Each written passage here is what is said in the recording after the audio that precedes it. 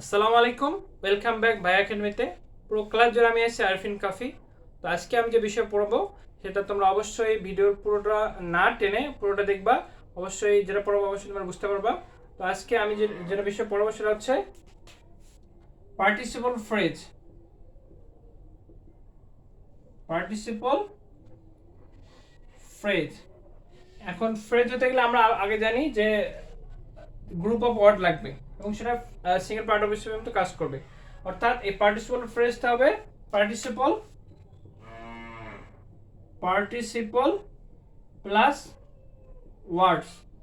সেটা হচ্ছে দুইটা হইতে পারে, একটা হইতে পারে, বা এর থেকেও বেশি হইতে পারে।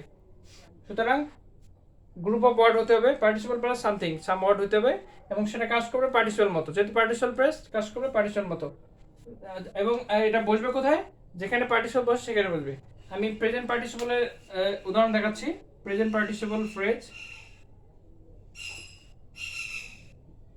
পার্টিসিপল ফ্রেজ যেমন knocking at loudly knocking at the door.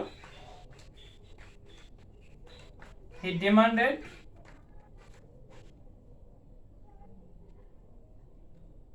admission. অর্থাৎ এখানে হচ্ছে knocking at the door, এখানে knocking হচ্ছে প্রেজেন্ট পার্টিসিপল,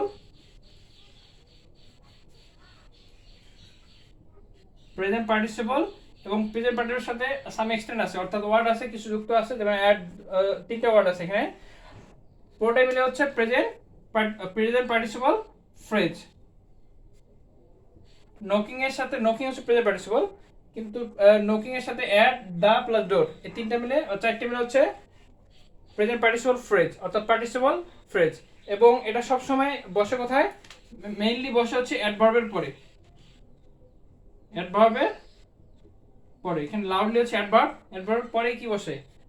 পার্টিসিপল ফ্রেজ বসে। তো তোমরা বুঝতে পারছো একটা ওদের মাধ্যমেই।